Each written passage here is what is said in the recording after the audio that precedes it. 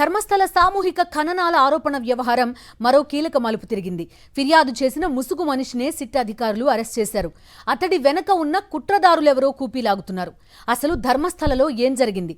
పుణ్యక్షేత్రం ప్రతిష్టను దిగజార్చే కుట్రలకు తెరతీసింది ఎవరు? కర్ణాటక ప్రభుత్వం ఏం చెప్తోంది? 10 ఏళ్లలో 100కు పైగా యువతులు, బాలిక మృతదేహాలు ఖననం చేశా. నా కుటుంబాన్ని వేధింపులకు గురి చేయడం వల్లే అజ్ఞాతంలోకి వెళ్లా.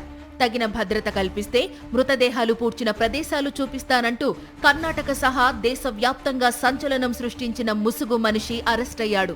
తప్పుడు సమాచారంతో ప్రభుత్వాన్ని, ప్రజలను తప్పుదారి పట్టించాడన్న అభియోగాలపై సిట్ అధికారులు అతన్ని అరెస్టు చేశారు. ప్రసిద్ధ పుణ్యక్షేత్రం ధర్మస్థల పరిసరాల్లో 100కు పైగా శవాలు పూడ్చిపెట్టానని చెప్పిన ఒకప్పటి పారిశుద్ధ్య కార్మికుడు ఎలాంటి ఆనవాళ్లు చూపించకుండానే మాట మార్చేశాడు. ఫిర్యాదు చేయడానికి వచ్చినప్పుడు అతడు తీసుకొచ్చిన పుర్రె సైతం ఫేక్ అని తేలిపోయింది. ముసుగు మనిషి ఇచ్చిన సమాచారంతో 15 సైట్స్లో తవ్వకాలు నిర్వహించిన సిట్ అధికారులకు ఎలాంటి ఆధారాలు దొరకలేదు. 6వ నంబర్ సైట్ వద్ద కొన్ని ఎముకలు లభించినా అవి పురుషుడివని ఫోరెన్సిక్ విశ్లేషణలో వెల్లడైంది. దీంతో మాయమాటలతో మొత్తం వ్యవస్థను నమ్మించి చివరికి ఏమీ తెలియదని చేతులెత్తేశాడని గుర్తించిన సిట్ అధికారులు అతన్ని అరెస్టు చేశారు. తప్పుడు సమాచారంతో ధర్మస్థల ప్రతిష్టను దిగజార్చే ప్రయత్నం చేసిన ముసుగు మనిషి తెర తొలగించి వివరాలు బయటపెట్టారు పోలీసులు.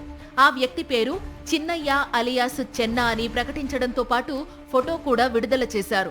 అతన్ని కస్టడీలోకి తీసుకుని విచారిస్తున్నారు. అతడితో అసత్యాలు చెప్పించింది ఎవరు, అసలు కుట్రదారులు ఎవరనే కూపీ లాగుతున్నారు.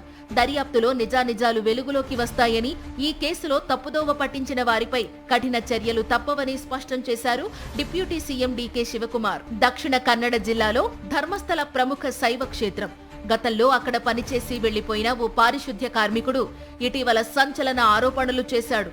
1998, 2014 మధ్య అనేక మంది మహిళలు, యువతులు హత్యకు గురయ్యారని, వారి మృతదేహాలను తానే పూడ్చిపెట్టానని పోలీసులకు ఫిర్యాదు చేశాడు.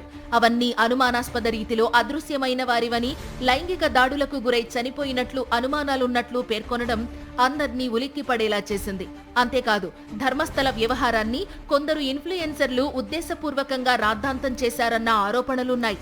దీనిపైన పోలీసులు ఫోకస్ పెట్టారు.